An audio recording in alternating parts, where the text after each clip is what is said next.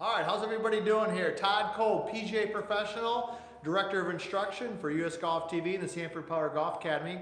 And today we're going live here. We're going to do a video on coming over the top versus casting. That's one of the big things we're going to be talking about here today. So we're going to go ahead and refresh up a little bit. So how's everybody doing out there? Hopefully you're getting in some golf already. It's been pretty chilly back here where we're based out of.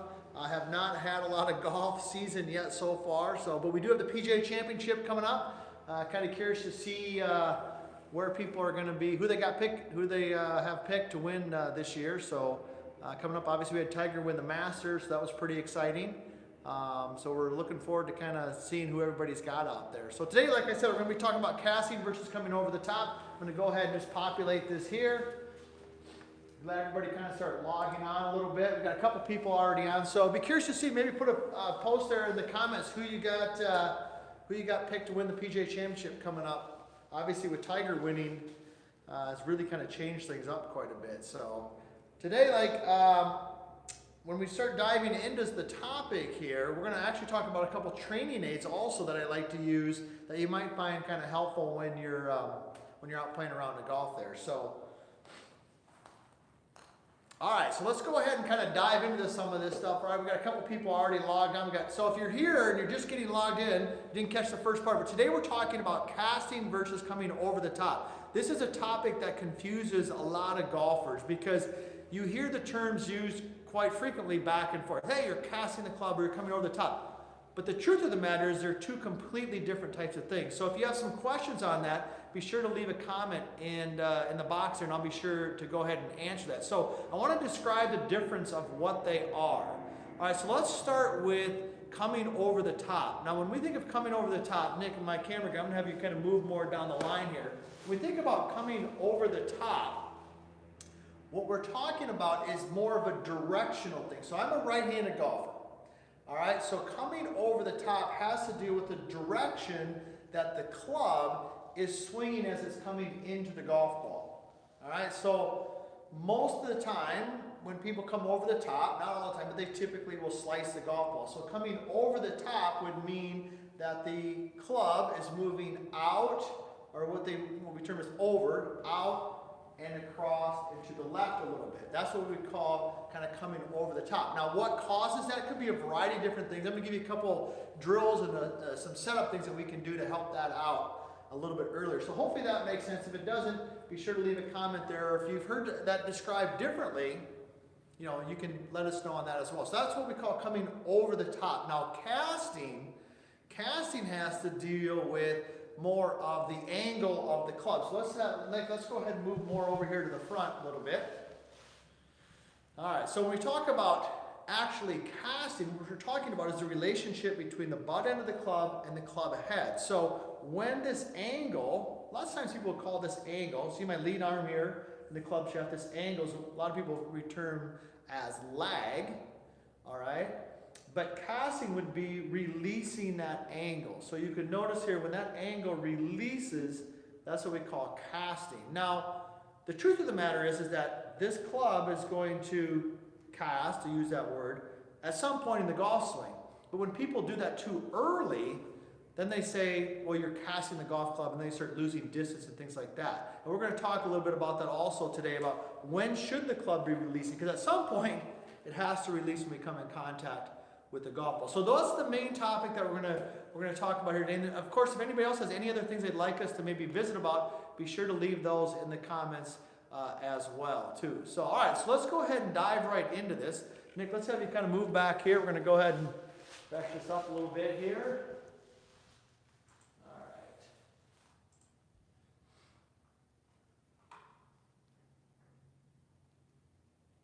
right. Okay, perfect. All right, so when we start talking about, let's talk about coming over the top. So we're talking about the direction. So I'm going to use a couple tools here. So let's say this red one right here. This is the direction that I want the club to travel. Let's say this is pointed at my target. So we've got a nice little rod here. I don't know if you can see that. Oh, you can see it there, Nick, through the screen.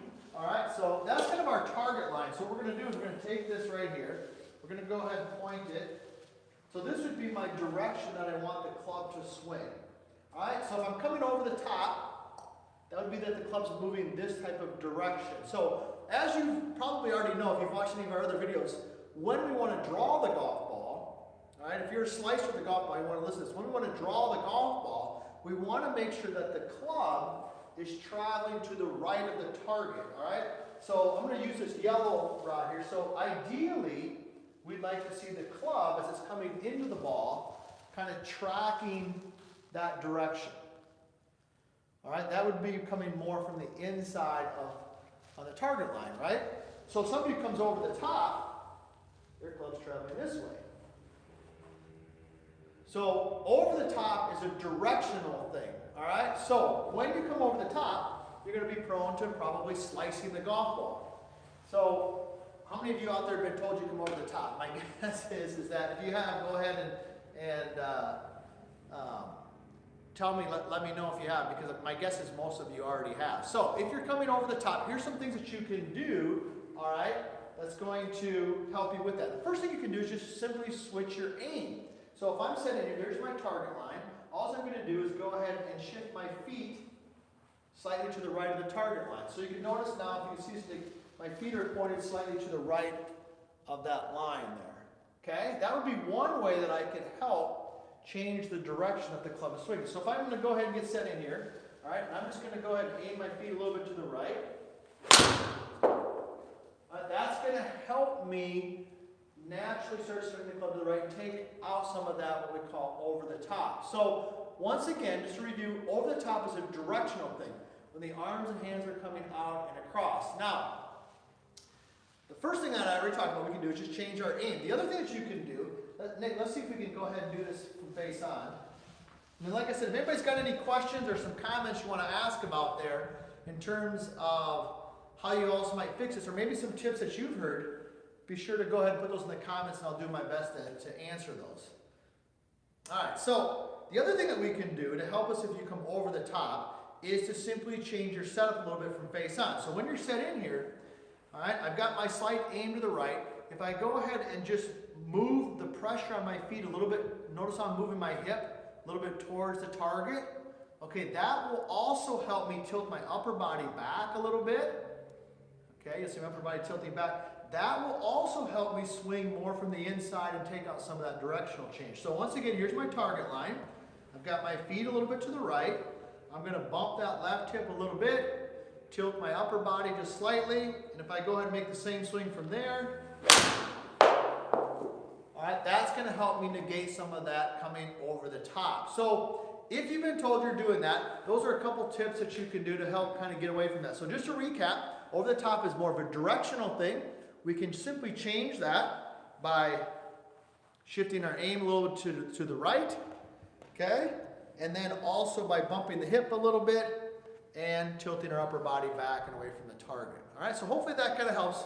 Like I said, if you got any questions on that, be sure to leave that in the comment. We also have done a bunch of other videos on that as well at greatgolftipsnow.com. We've got a ton of videos on there. Be sure to check that out. Now, let's dive into casting.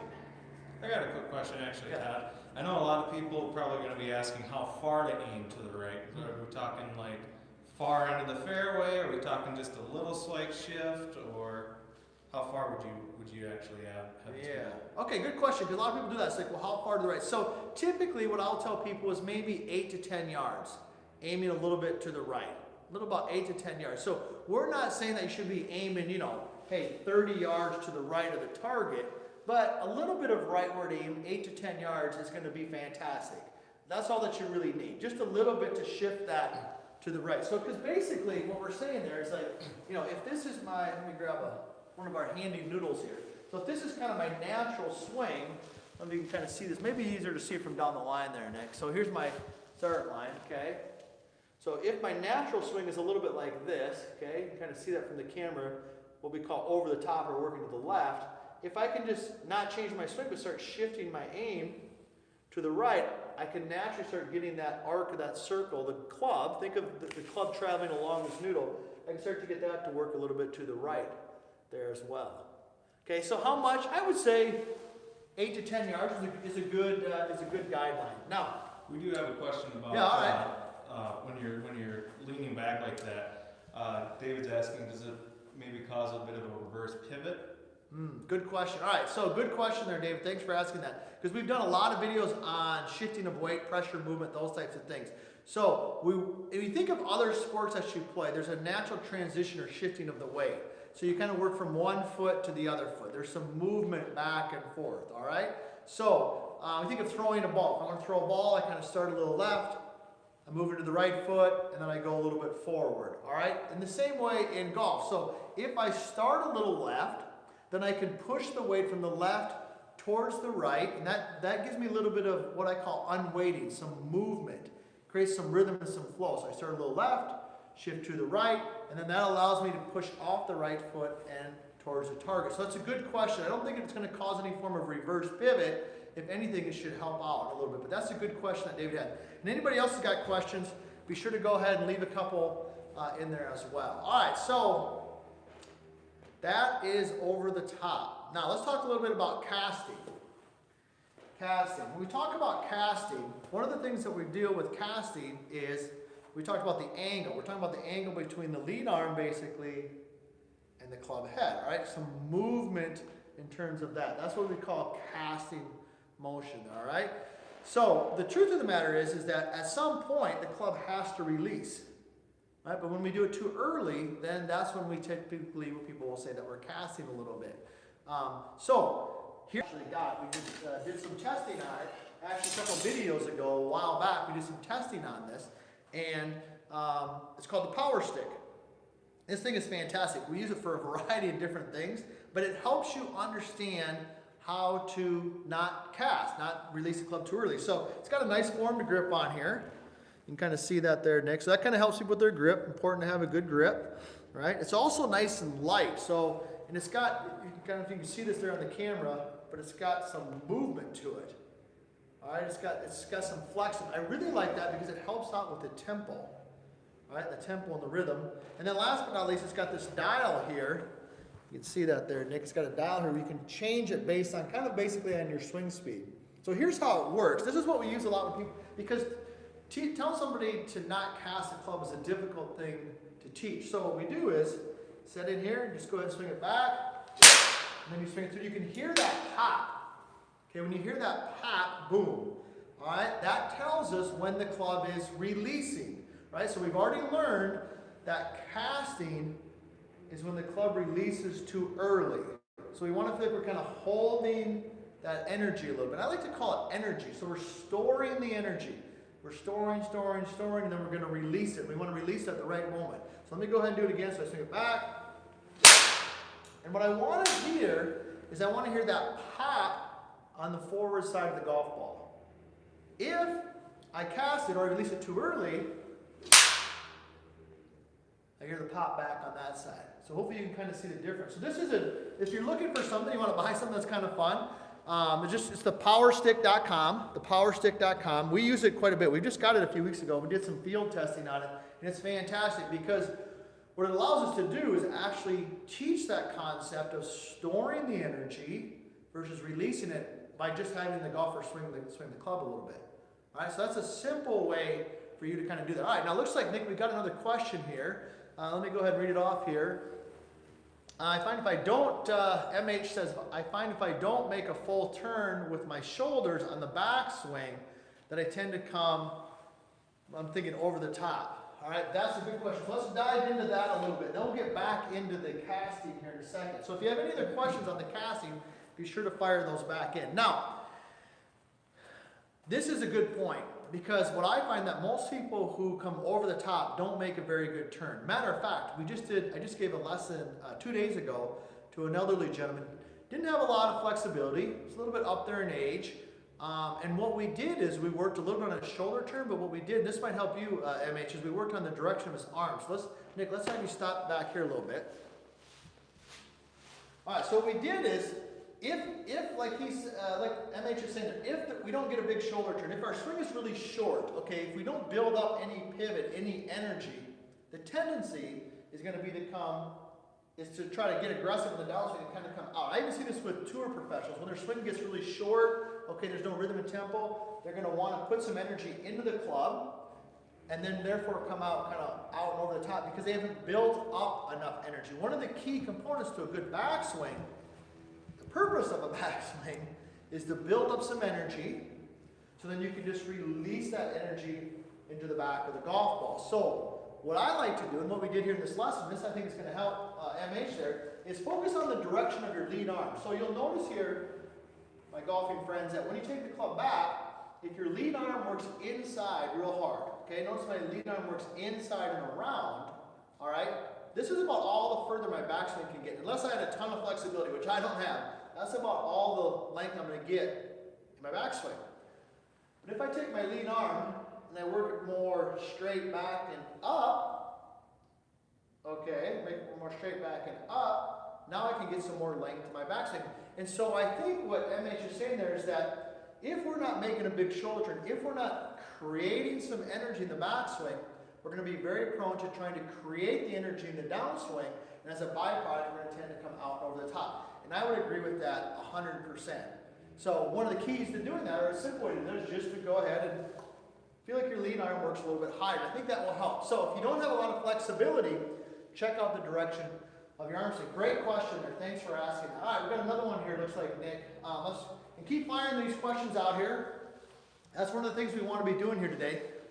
General topic is casting versus coming over the top. Just as a quick review for those of you who are just jumping on, we've got quite a few people on here now, is casting is the releasing of the energy, okay, the angle between the arm, okay, and the club basically here, all right, and coming over the top is more of a direction thing.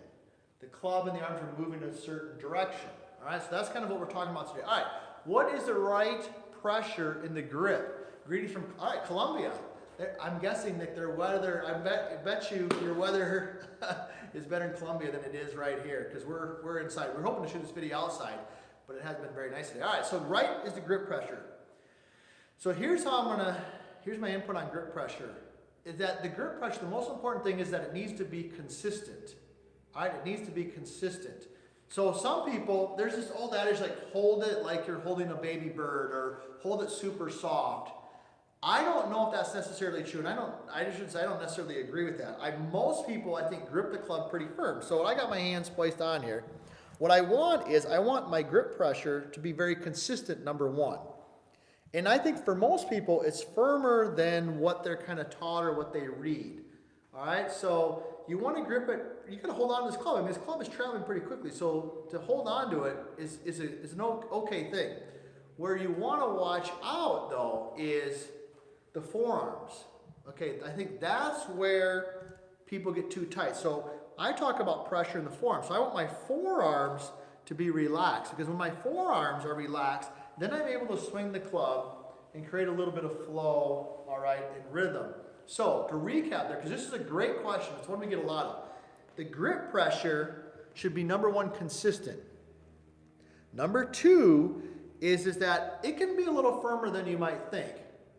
But most importantly is have some awareness of the pressure that you have, the tension you have in your forearms. Because if the forearms are tight, you're not going to be able to create any speed. So just that's where I would focus on that. That's a great question. Thanks for asking that. So let's go ahead and switch spots here, Nick. I'm going to have you move back here a little bit. Got a couple more questions. So be sure to keep firing those questions out there, because this is what we're here for. All right. Greg asks, I feel like my casting is due to my right hand is too dominant. Any suggestions? All right, good question, Greg. Thanks for asking that. And if you guys haven't already, hopefully you've subscribed. We do our best. We put out 2-3 videos almost every week. We've got some great stuff. We've done a ton of great videos on chipping. We've done some really good ones lately on how to create more clubhead speed. And we found those to be very beneficial. And last but not least, be sure to check out greatgolftipsnow.com, because we've got a ton of free videos, a whole video series there that we don't put necessarily out to the general public, that you can get there as well. All right, so we want to talk about the right hand is too dominant. Any suggestions? All right. Well, there's a couple different philosophies on this. All right. I think I read somewhere where Ben Hogan said he wished he had 2 right hands. All right. I think what's important is that you want to have balance between the hands. And I think maybe what Greg is alluding to there, and referencing, is that when his right hand gets too dominant, he's throwing energy out and into the club. So here's what I'm going to suggest that you do. This would be a simple tip. I've given this one even to some of our top level golfers. And I'd like you to make some, just go ahead and grip it in your lead hand. I'd be curious to know if Greg is a right-handed golfer or left-handed golfer. Go ahead and put that in there. I'm going to assume, Greg, that you're a right-handed golfer. But let's go ahead. I want you to grip it with your lead hand. For me, it's my left hand. And then I'm going to take my trail hand, my right hand. Nick, go ahead and kind of show this right here. I'm going to kind of hold it right there for support. So you can see that. And then I'm just going to make some practice swings. Okay? And all I'm trying to do is just feel how my lead hand takes the club away from the target and then pulls the club towards the target. So it's just a feeling. So it's pushing it away and it's pulling it through. And this is a great way to kind of just get that feel. Now once I've got that feel going, then I'm going to go ahead and step in there and just go ahead and try to repeat that. So Greg brings up a good point. If you're too dominant with one of the hands, specifically the right hand, what will happen is that you can certainly cast the club, release the energy too early. A simple drill to get away from that, we showed there, grip it in your lead hand, just make some practice swings, create the feel there, and then go ahead and hit a shot. So great question there, great question. He did say he is a right-handed. Right-handed, okay, great. Thanks, Greg, for asking that. Hopefully that helps out a little bit. Be sure to let us know how that goes. All right, now, got another question here from Doug. Does the position of the trail elbow cause an over-the-top? Ooh, this is good. This is a good question here, Greg. Thanks for asking that, because you're probably, if you ask 5 instructors, you're probably going to get 5 different answers. I think in general terms, the answer would be yes. I think if you looked at a grouping of 100 golfers, the position, all right, of the trail elbow, for me, the right elbow at the top, yes, is going to have a big impact on the direction that the club swings. I think there's also, though, always exceptions to every rule. All right, you look at some tour pros. I mean, John Daly, Freddie Couples. I mean, there's some old timers who, their elbow went kind of up and out, and they still dropped the club back inside. Some of them, that was kind of their move. They would take it up, right elbow. Even Jack Nicklaus a little bit. Get that right elbow up kind of high, maybe get the club up and across the line a little bit, and then kind of drop it. Nick, let's go ahead and do it from this angle. It might be a little bit easier to see there. So I think in general terms, Doug, yes. Now, where should that position be? I think I like to see that the trail elbow is basically kind of pointed down just a little bit. Right? So, do we have golfers who have the trail elbow up and this way and then kind of drop it back inside? You bet, 100%. Matter of fact, there are some golf instructors who actually teach that also. All right? But generally speaking, we want that elbow to be down. Now, what I'm going to do here, and I didn't plan on doing this, I'm going a little bit off cuff here. So one of our favorite things to do for that, okay, is to use the ball. Now you've seen this, we've done a ton of videos with this. This is a Tour Striker ball, smart ball. Our friends Martin Chuck, he came up with this. It's a great product, all right, that you could use to help you with that. Okay, so it's pretty simple. All you do is you just kind of put it right here between your forearms, like so. You go ahead and make some swings. We even did a couple of videos on this, I think, didn't we, Nick, on how to use a ball similar to this for a variety of things. And that would help you get your structure in your right arm in the right spot there. So back to your question, does it matter? Yes, it does. Are there exceptions to the rule? Yes, generally speaking. I like to see the right elbow kind of down. I think it helps people swing a little bit more from the inside. If you need a way to feel that, you can try out the Tour Striker, the Smart Ball here. All right, that'd be a good one. Or you can just simply pick up a little Nerf ball that you have, next time you're out playing. All right, so we got a couple of those. Let's go ahead and switch spots again here, Nick. We got a couple other questions here we want to get to. Like I said, we're talking about casting and coming over the top, but we're open to any suggestions. We got a couple more minutes here before we gotta wrap it up or whatever. So, we've got an invite to go to Columbia. I think that would be good. I think we're going to do that maybe, I would say, sometime in January or February when we're out there. All right, so I want to do some recap here. If you got any other questions, be sure to fire those out. So basically what we've talked about here today, fans, is casting versus coming over the top. So to recap here, over the top is direction. Club is traveling out. Okay? Club is traveling out. We did a nice little diagram there. Now, the simplest and easiest way to change that without making a bunch of changes to your swing, just try this out. If it doesn't work, that's fine. But just try it out. Aim a little to the right, not a lot, 8 to 10 yards. Aim a little to the right. turn your hip a little bit and kind of bump it just slightly a little bit, see what happens there, right?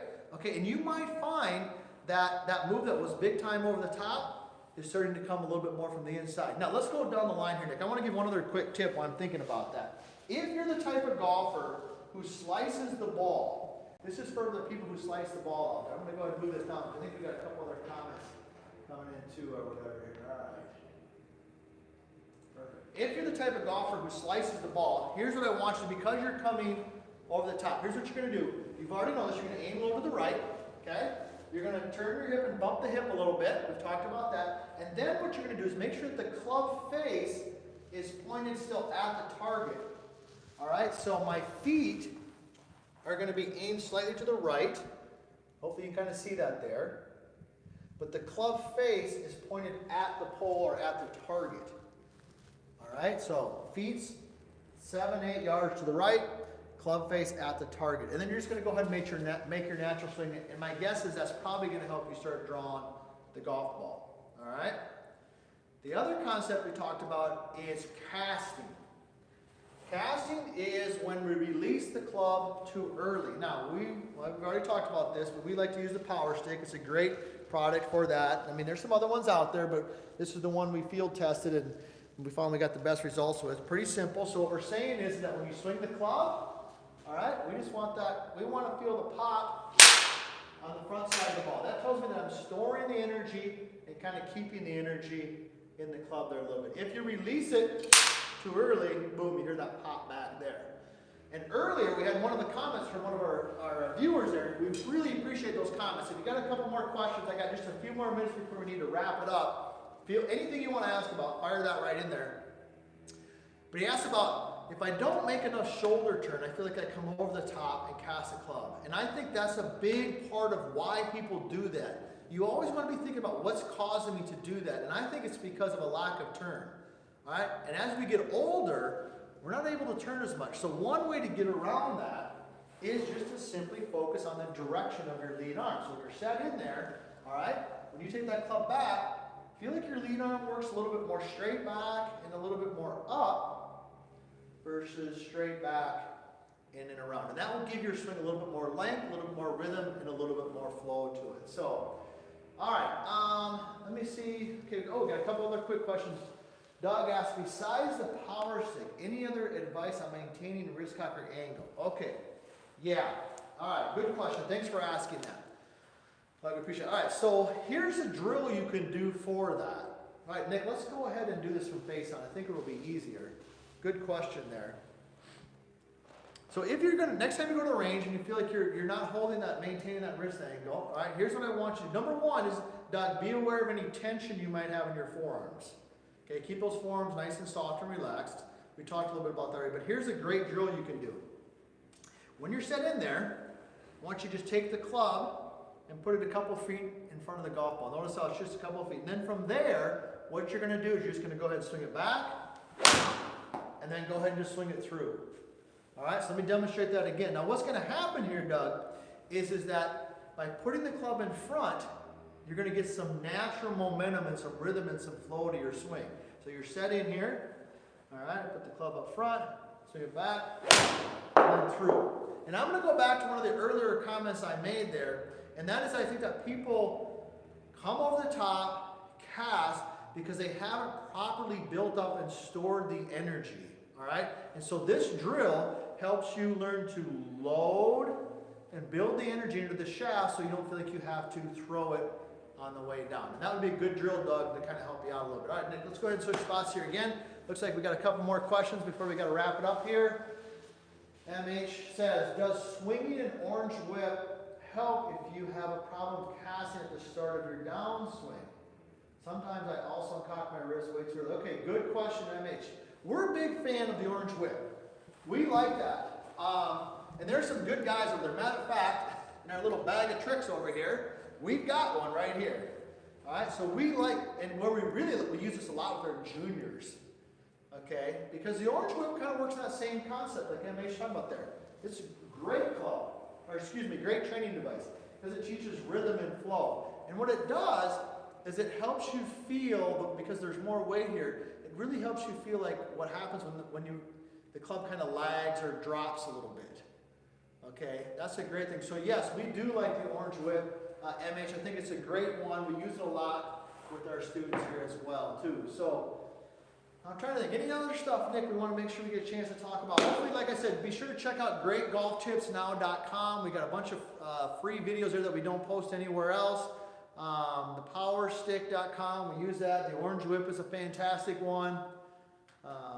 The Smart Ball, it's really good. We asked some questions about right elbow, trail arm position. Those are some good things. So with that Smart Ball, we do that video was 3 backswing mistakes video actually, I think. So Yes. we use it with 3 different positions actually. Same ball, 3 different things you're working on. yeah, that's good. Yeah, we worked on some not only wrist angles, all types of good stuff that you can use that for there. So all right, well hey, we appreciate you going live. We just kind of did this spur of the moment because it was kind of a cold, cruddy day here back home. So we appreciate that.